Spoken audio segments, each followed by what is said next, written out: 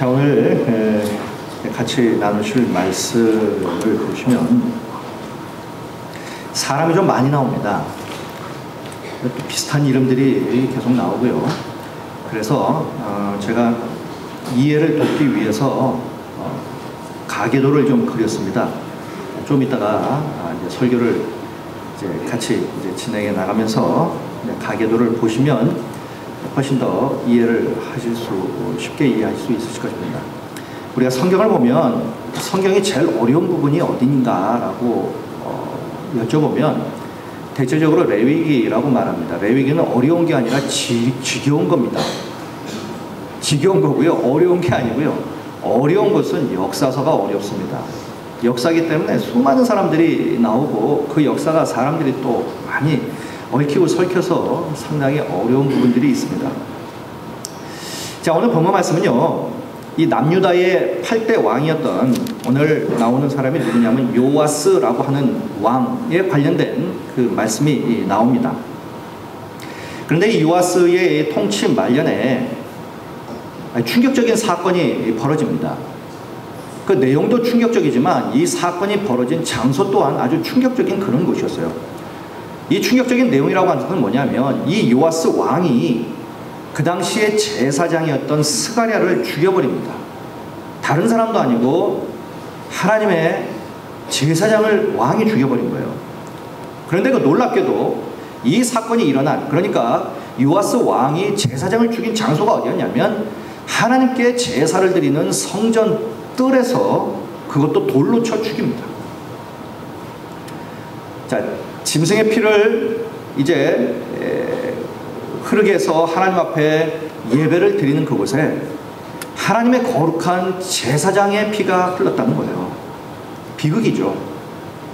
자, 그런데 이 사건이 더 충격적인 것은 뭐였냐면 이 죽임을 당한 제사장 스가랴, 이 사람이 누구냐면 요아스 왕의 입장에서 보면 정말로 둘도 없는 은인의 핏줄입니다. 아버지와 같은 생명의 은인의 아들을 죽여버린 거예요. 그 은인은 누구냐면 오늘 본문에 여호야다라고 하는 대제사장이 나옵니다. 그리고 그의 아내 여호사부앗, 이 부부예요. 이 두 사람이 바로 이 요아스 왕의 은인입니다. 더욱이 이 여호사부앗이라고 하는 이 여인은 바로 요아스 왕의 고모가 됩니다. 자, 그러니까 정리하면 요아스 왕은 그의 은인인 그의 고모의 핏줄을 죽인 거예요. 그것도 하나님의 거룩한 제사장을 죽인 겁니다. 자, 그러고 보면 이 요아스 왕은 죽여서는 안 될 사람을 죽인 거예요. 자, 여기까지만 가도 지금 족보가 지금 헷갈리시죠? 자, 그래서 족보를 제가 가계도를 좀 그렸습니다. 자, 한번 보시죠. 자, 제가 방금 전에 이제 쭉 말씀을 드렸습니다. 누구를 얘기를 했냐면 요아스를 얘기했고요, 여호사부앗을 얘기했고요, 여호야다를 얘기했고 스가랴를 얘기했습니다. 자, 여호사부앗은 요아스의 고모고요, 여호야다는 남편이고 그의 아들이 제사장 스가랴예요. 근데 요아스가 자기 고모의 아들 제사장 스가랴를 지금 죽인 겁니다. 자, 여기까지 이제 오셨죠? 이해되십니까? 예. 대답 좀 하세요. 이해되시죠? 예. 이게 이해가 안 되면 그 다음으로 못 넘어갑니다. 자, 그런데 이 사건에 배경이 있어요. 이 배경이 있는데 이 배경이 또 복잡합니다. 자, 왼쪽 위로 올라가시면 아달랴라고 하는 여인이 하나 나옵니다. 이 아달랴는 누구냐면 아합과 이세벨의 딸이에요.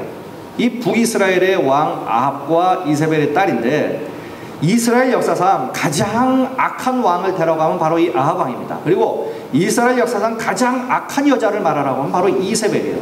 이세벨은 이스라엘 여자가 아닙니다. 시돈 여인이에요.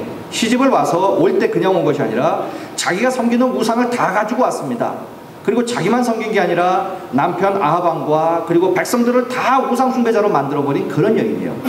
바로 그 둘 사이에 바로 아달랴라고 하는 이 여인이 태어났어요. 자, 그런데 정략적으로 북이스라엘과 남유다가 결혼을 통해서 이제 화친을 맺는데 그때 당시에 남유다의 왕은 여호사밧이었습니다. 여호사밧의 아들이 여호람인데 이 두 왕이 자기들의 아들과 딸을 결혼시킨 거예요. 그러니까 남유다의 여호람과 북이스라엘의 아달랴가 서로 결혼을 하게 됩니다. 자, 그런데 문제는 이 악한 아비와 어미 밑에서 자란 이 아달랴 역시 우상 숭배자였고 정말 부모 못지않은 악한 여자예요.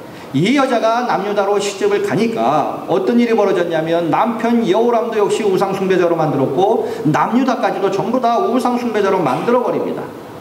그러면서 이제 이 여호사밧의 집안에 불행이 끊이지 않게 일어납니다. 이제 나이가 들어서 여호사밧이 죽었어요. 그러자 그의 아들 여호람이 이제 왕이 됩니다. 그런데 이 여호람이 얼마 살지를 못합니다. 비극적으로 죽는데 그것도 배가 터져서 창자가 흘러나와 죽습니다. 그런데 더 비극적인 것은 이 사람이 왕이었음에도 불구하고 왕이 죽었는데 백성들이 거들떠보지도 않는 거예요. 그리고 왕이라면 왕의 묘실에 장사가 되어야 되는데 거기에서조차도 장사를 지내지 못하고 죽어버리고 맙니다. 한 여인이 온 집안을 다 쑥대밭으로 만들고 자기 남편조차도 하나님의 진노로 비극적으로 죽게 만듭니다. 자, 이뿐이 아닙니다.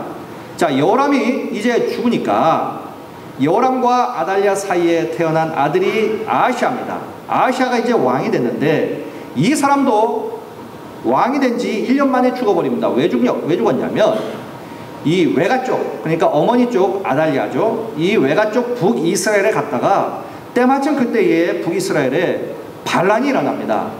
예후 장군이 반란을 일으켜서 왕족들을 다 죽여버립니다. 거기 갔을 때에 아하시아도 역시 죽어버립니다. 왕이 된 지 1년 만에 죽어버려요. 자, 그러니까 남유다에는 이제 왕이 없는 거예요. 그렇다면 남은 사람은 누구냐? 아달랴 한 사람밖에 없어요. 그러면 자기의 손자 중에 아니면 왕족 중에 누구를 세워서 왕을 만들어야 되는데 이 여자는 자기가 왕이 됩니다. 자기가 왕이 되려면 왕실에 씨가 없어야 돼요. 그러다 보니까 왕실에 있는 애기들을 다 죽여버린 거예요. 왕실에 완전히 피바람이 일어난 거죠. 왕실의 씨를 다 말려버린 겁니다. 자, 이 와중에 그때 당시 대제사장 여호야다와 그의 아내 여호사밧이 아기 하나를 숨겼어요. 그리고 키웁니다. 그가 누구냐? 요아스예요. 무슨 우리나라 사극 보시는 것 같죠? 자, 근데 이 아하시아가 이 요아스, 한 살 먹은 이 요아스를 어디서 키웠냐면 성전에서 키웁니다. 왜냐하면 그 사람은 대제사장이었기 때문에 성전 안이 가장 안전했기 때문에 거기서 6년을 키워요. 자, 그러자 이제 요아스가 7살이 되었을 때에 이 대제사장 여호야다가 아달랴를 추출합니다. 그리고 요아스를 왕이 되게 만들어요. 그리고 이제 이 여호야다가 이 요아스를 이제 후견인으로 아버지처럼 키웁니다. 그리고 어느 정도 나이가 차니까 이제 결혼을 주선해서 좋은 여인을 만나게 해서 결혼까지 시키고 나라를 안정시킵니다. 자, 이렇게 보면 요아스의 입장에서 보면 여호야다 대사장, 이 대제사장의 부부는 부모보다 더 고마운 생명의 은인이에요.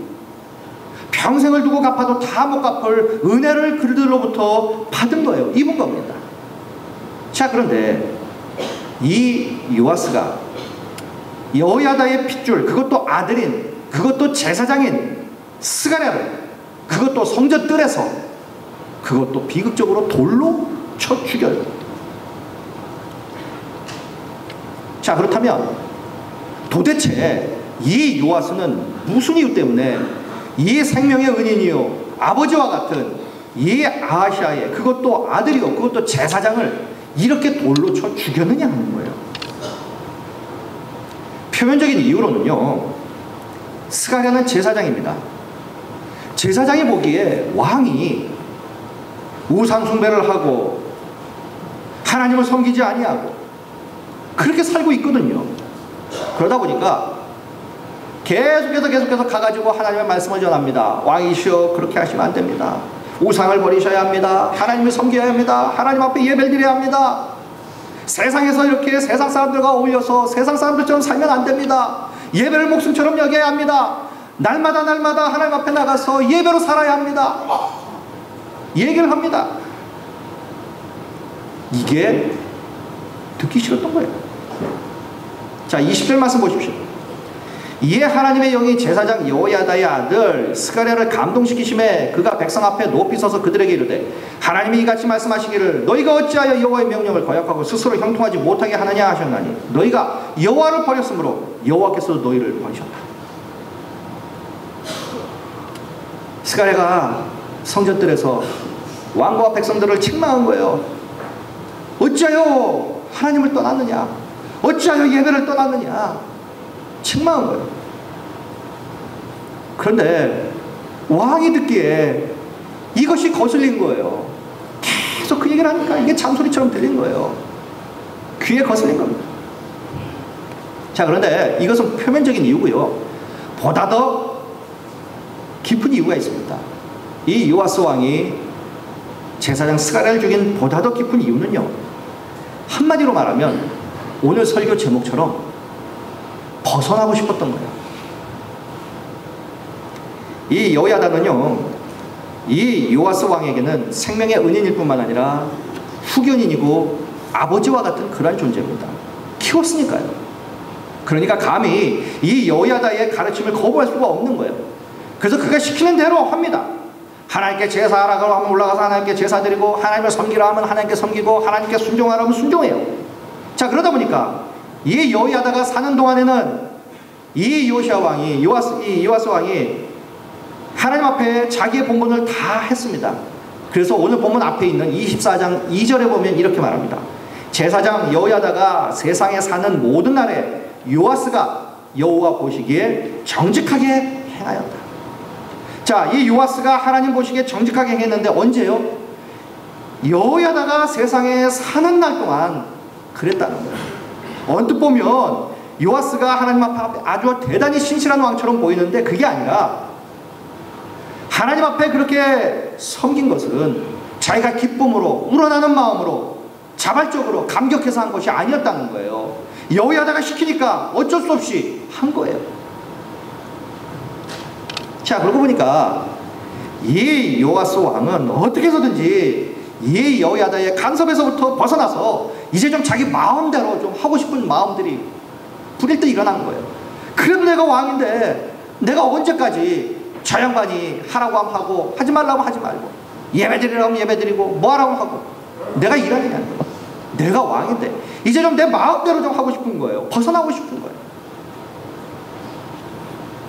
이 울타리 안에 있으면 내가 왕이어도 내 마음대로 내 하고 싶은 대로 못한다는 얘기예요.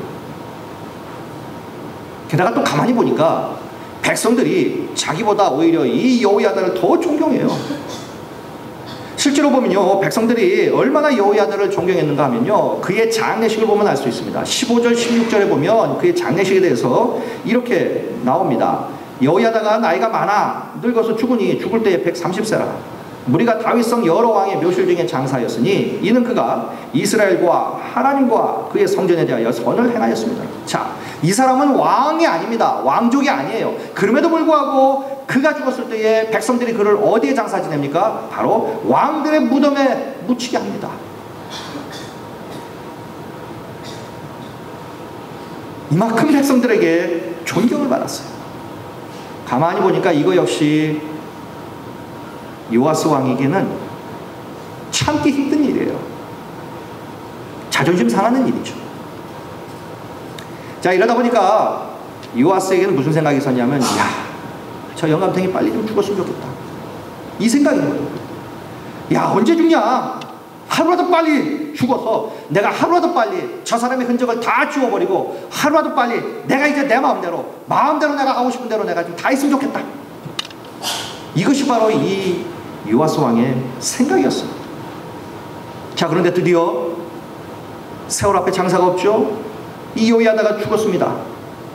자, 그런데 예나 지금이나 이런 마음을 이용하는 이 간신배들이 항상 있어요. 여호야다가 죽기만을 기다렸던 사람은 왕뿐만이 아니었습니다. 다른 사람들도 마찬가지로 여러 사람이 있었어요. 바로 이 간신배들이었어요. 이 사람들이 가만히 보니까 왕의 마음을 읽은 거예요.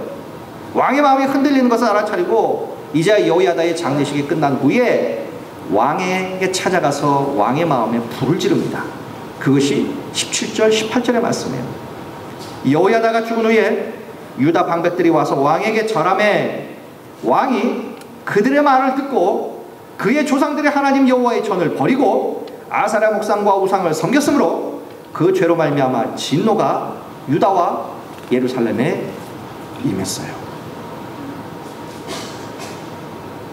안 봐도 뻔하지 않습니까? 이 간신배들이 왕에게 무슨 말을 했는지. 왕이시여, 그동안 얼마나 고생이 많았습니까? 여호야다가 공이 있는 건 사실이지만 사실 그가 왕이나 침대 없지 않았습니까? 이젠 그가 죽었습니다. 이젠 진짜 때가 왔습니다. 여호야다가 죽었으니 이제는 왕이 원하는 대로 마음대로 하십시오. 그리고 여호야다의 흔적을 다 지우고 이제 왕이 원하는 대로 다 하십시오. 그런데 이 여호야다의 흔적을 지우려면 어떻게 해야 되느냐? 바로 그가 그렇게 섬기라고 했던 여호와 하나님의 흔적을 없애는 겁니다. 그리고 한번 보십시오. 우리 주위에 여호와 섬기는 나라 우리밖에 없습니다. 무역이 안 되고 외교가 안 됩니다. 우리도 옆에 있는 나라들처럼 그들이 섬기는 우상을 우리도 섬겨야 합니다. 그래야 외교가 잘 됩니다. 우리도 아세라 목상을 섬기고 우상을 섬겨야 합니다. 그리고 왕이 원하는 대로 마음대로 다 하십시오. 우리가 적극적으로 돕겠습니다. 충동질을 한 겁니다. 그러니 왕이 들어보니까 그렇거든요. 자, 그렇게 해서 이제 이 요아스 왕이 그렇게 해버립니다. 자, 이런 상황 속에서 하나님께서 이 이스라엘이 저렇게 죄를 짓는 것을 보면서 가슴 아파하면서 이제 하나님께서 선지자들을 보냅니다. 깨닫게 합니다.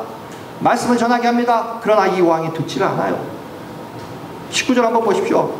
그러나 여호와께서 그들에게 선지자를 보내사 다시 여호와에게로 돌아오게 하려 하심에 선지자들이 그들에게 경고하였으나 듣지 아니했어요. 자, 그러자 결국 마지막으로 하나님께서 보내신 제사장이 누구냐? 바로 이 스가랴를 보낸 거예요.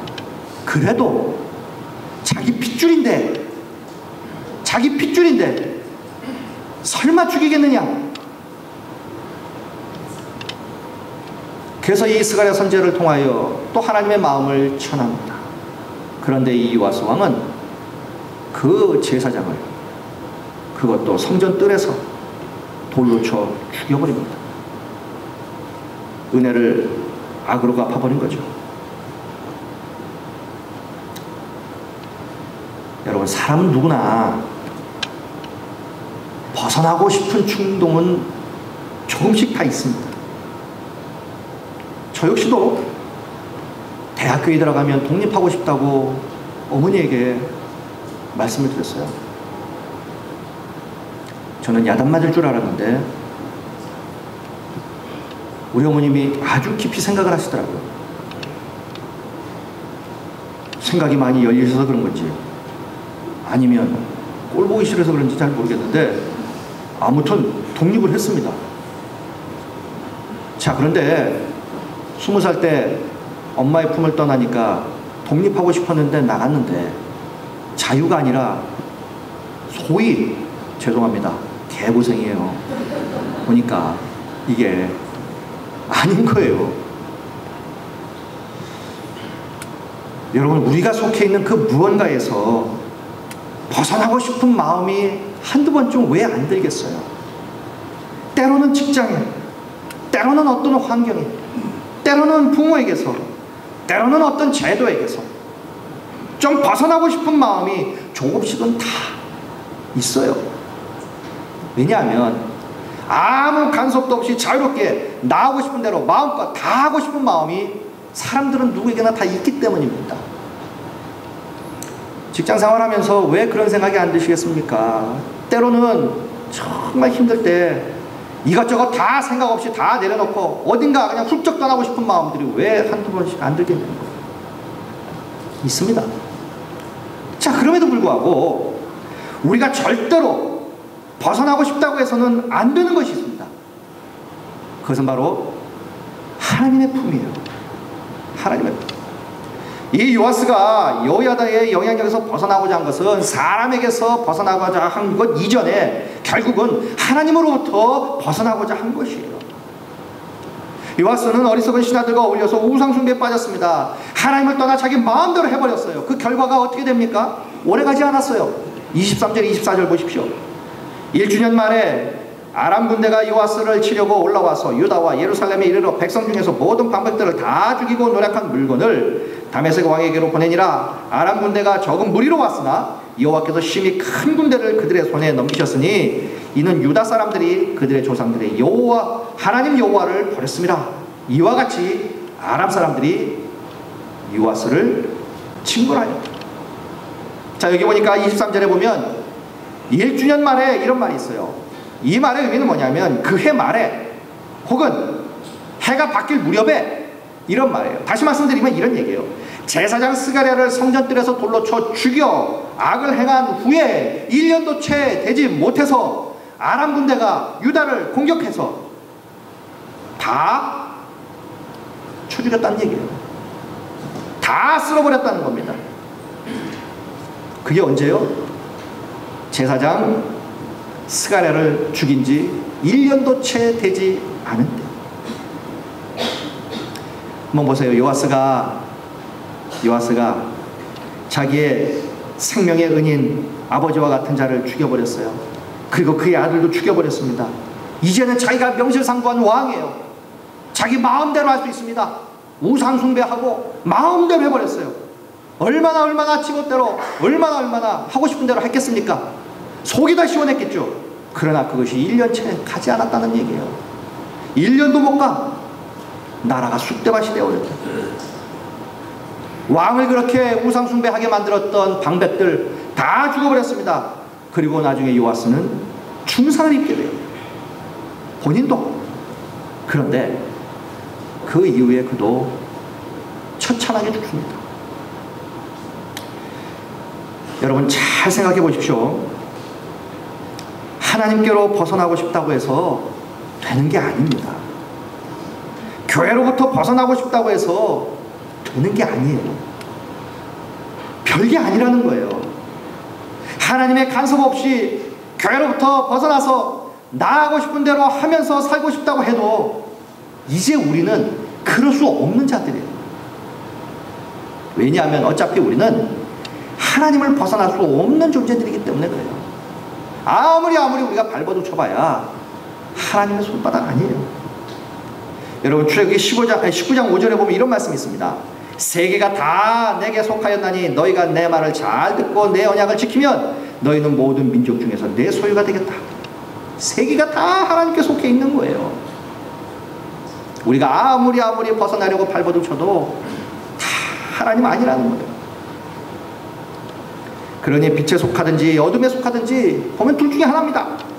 빛을 벗어나면 어둠의 노예가 될 것이고 어둠을 벗어나면 빛의 자녀가 될 거예요. 우리가 무엇을 선택해야 되는지는 어린아이도 너무나 잘 알 겁니다. 그래서 하나님은 우리에게 말씀하세요.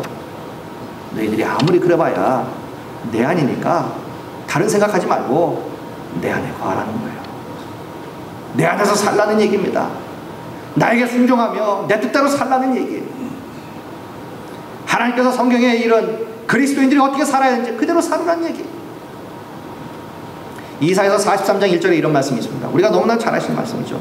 야곱아 너를 창조하신 여호와께서 지금 말씀하시느니라. 이스라엘아 너를 지으신 이가 말씀하시느니라. 너는 두려워하지 말라. 내가 너를 구속하였고 내가 너를 지명하여 불렀나니 너는 내 것이라. 하나님은 우리를 향하여 오늘도 이 시간 말씀합니다. 너는 내 것이다. 우리는 내 게 아니에요. 우리는 하나님 거예요. 하나님께 속한 하나님의 자녀들이라는 거예요. 그래서 우리는요 하나님의 품을 벗어날 수가 없어요. 벗어나려고 해도 안 되는 겁니다. 그렇다면 사람들은 이렇게 생각할 겁니다. 구속 아니냐? 너무 갑갑한 건 아니냐? 그런데요 그리스도인의 자유는 벗어남으로부터 얻는 것이 아니라 하나님 안에서 소속됨으로 얻는 자유입니다. 그것이 진짜 자유예요. 여러분 바울은 자신을 가리켜서 항상 뭐라고 말했냐면 예수 그리스도의 종 나 바울 이렇게 얘기했습니다. 여러분 종이 누굽니까? 종은 주인에 매여 있는 자예요. 자유가 없을 것 같습니다. 그러나 바울은 예수 안에서 한없는 기쁨과 한없는 자유와 한없는 행복을 누렸어요. 그래서 그는 자발적으로 예수 그리스도의 종이 되었던 거예요. 왜냐하면 예수님 안에서 진짜 자유가 있고 진짜 기쁨이 있고 진짜 행복이 있음을 그가 알았기 때문이에요. 그도 세상에서 누릴 것 다 누려봤습니다. 그러나 거기엔 진짜 자유가 없는 거예요. 진짜 기쁨과 진짜 행복이 없는 거예요. 그러나 내가 스스로 종이 되어서 예수 안에 거해보니 거기엔 진짜 자유와 진짜 기쁨과 진짜 행복이 그 안에 있더라는 거예요. 그러니 자발적으로 종이 되는 거죠. 그래서 마틴 루터는요, 예수님이 종이 되는 것이 억지로 끌려가서 마지못해서 되는 것이 아니라 은혜를 받고 감격해서 자발적으로 되는 것이기 때문에 이것을 가리켜서 스스로 되는 종, 이렇게 말했습니다. 그렇기 때문에 우리는요, 스스로 된 종들이에요. 우리 역시 바울처럼 또 믿음의 선지들처럼 우리 예수님께 소속되어서 그 안에서 진짜 자유와 진짜 기쁨과 진짜 행복을 우리도 마음껏 예수 안에서 누리며 살았으면 진짜 좋겠습니다. 자, 그래서요, 예수 믿으니 갑갑하고 불편하지 않냐? 예수 믿으니 하고 싶은 대로 못해서 괴롭지 않냐? 예수 믿으니 손해보는 것도 많지 않냐? 그러니 예수에게서 벗어나도 하고 싶은 대로 자임처럼 마음대로 살아봐라 라고 속삭이는 이 사단의 음성을 물리치고 더욱더 예수님 품에 안겨 사는 저희들이 되었으면 좋겠습니다. 여러분, 지금도요, 예수님의 품을 떠나서 사는 우리들의 가족들이 혹시 없습니까? 더 시간이 가기 전에 예수님의 품으로 돌아와야 합니다. 교회로 돌아와야 합니다. 그래야 주님이 주신 진짜 행복과 진짜 축복을 누리며 영혼과 범사가 잘 되는 그러한 은혜를 누리며 천국을 소유하여 천국 안에 사는 그러한 삶을 살게 되는 거예요. 예수 안에 속해야 된다는 겁니다. 여러분, 2년 전인가요? 런던 올림픽 때 우리나라 축구 대표팀이 동메달을 땄습니다. 그때 감독이 홍명보 감독이죠. 자, 그런데 이 아시안 게임, 올림픽이나 이런 데서 이제 메달을 따면 이제 남자들은 군대 면제 혜택을 받습니다. 그런데 그 축구 대표팀 선수 가운데 딱 한 사람이 1초도 못 뛰었어요. 그러니까 이 홍명보 감독이 거의 마지막 경기가 끝나갈 무렵에 그 선수 1분 뛰게 했습니다. 1분 가지고 뭐합니까? 잔디다 밟고 오는 거죠. 그래서 그 선수 군대 면제 혜택을 받았습니다. 은혜죠. 1분 가지고 뭐 하겠습니까? 누구에게 속해 있느냐? 홍명보 감독에 속해 있기 때문에 단 1분을 뛰어도 아무것도 공로한 것이 없어도 이 사람은 그 은혜를 누렸어요. 그렇기 때문에 누구에게 속해 있느냐, 이것은 너무너무 중요한 거예요. 내가 어디에 속해 있느냐, 이건 너무너무 중요한 겁니다. 내가 하나님 안에 속해 있느냐, 내가 교회 안에 속해 있느냐, 내가 하나님 품을 떠났느냐, 내가 교회를 떠났느냐, 이건 너무너무 중요한 거예요. 이것이 바로 우리가 은혜를 받고 축복을 누리고 진정한 행복과 기쁨과 자유를 누리는 것을 결정짓기 때문입니다. 세상 나가서 내가 하고 싶은 건 내가 다 하고 한다 해도 그것이 자유요 기쁨이 아닌 거예요. 그것이 지금 잘 되고 있는 것이 아니라는 겁니다. 여러분, 예수님께 속한 것이 고통이라면 누가 스스로 종이 되려고 하겠습니까? 그렇지 않기에 수많은 믿음의 선진들은 스스로 종이 되었어요. 예수님의 품에 안겨서 스스로 예수의 종이 되었어요. 그러므로 우리가 누리는 은혜와 축복은요, 예수님께 속해 있을 때에 임하는 것이고 또한 누리게 되는 것입니다. 여러분, 다시 본문으로 돌아가 보면요, 이 요아스 왕이 하나님의 사람으로 계속 살았다면 얼마나 좋았겠어요. 여호야다의 사람으로 계속 살았으면 얼마나 좋았을까요. 그러나 그는 은혜를 배반하고 여호와의 댁에서 벗어나려고 했고 결과 하나님을 떠나서 제사장까지 죽이는 그러한 일을 벌립니다. 그러자 그도 1년이 채 가기 전에 인생의 파국을 맞습니다. 그 최후는 비참했어요. 25절입니다. 요아스가 그가 크게 부상함에 적군이 그를 버리고 간 후에 그의 신하들이 제사장 여호야다의 아들들의 피로 말미암아 반역하여 그를 그의 침상에서 쳐 죽인지라. 다윗성에 장사하였으나 왕들의 요실에는 장사되지 아니하였더라. 전쟁에 나서 나라는 쑥대밭이 됐는데 그는 부상을 당했습니다. 그러나 누구 때문에 죽습니까? 적군에 의해서 죽는 것이 아니라, 적군에 의해서 죽었다면 장렬한 전사죠. 그러나 누구 때문에 죽습니까? 반역 때문에 죽는 거예요. 자기를 왕으로 떠받쳤던 사람들에 의해서 죽습니다. 그리고 어떻게 해요? 죽어도 왕인데도 왕실에 장사되지 못하는 비극을 맞습니다. 여러분, 이것이 바로 하나님의 품을 벗어난 사람의 결과입니다. 여러분, 오늘 이 시간 우리 모두 다시금 결단하셨으면 좋겠어요. 세상에 유혹이 있고 세상적인 방법으로 살면 더 좋을 것 같고 더 잘 살 것 같고 더 많은 돈을 벌 것 같아도 하나님의 품 안에 안겨서 하나님의 말씀을 따라서 하나님의 사람으로 계속해서 살기를 간절히 소원하며 결단하셨으면 좋겠습니다. 무슨 일이 있어도 오직 하나님께만 속하여 살겠다, 새롭게 이 결단을 하셨으면 좋겠습니다. 설교를 통하여, 말씀을 통하여 하시는 하나님의 간섭과 꾸지람을 잔소리로 듣지 마시고요, 우리의 영혼육을 잘됨을 위해서 우리 하나님께서 하시는 말씀이라고 믿고 그 말씀에 아멘 하심으로 축복의 주인공들이 되도록 다시 한번 결단하셨으면 좋겠습니다. 뿐만 아니라 아직도 하나님과 교회 품에 있지 않는 우리들의 가족들, 우리의 자녀들을 가슴 아프게 생각하면서 그들을 하루라도 빨리 하나님과 교회 품으로 인도하셨으면 정말 좋겠습니다. 자, 그래서 하나님의 편팔과 그리고 강한 손으로 붙들어 주시는 은혜와 축복으로 우리의 영혼이 잘 되고 범사가 잘 되고 강건한 삶을 하나님의 품 안에서 누리는 우리 모두가 되시기를 주님의 이름으로 간절히 축원드리겠습니다. 기도하시겠습니다.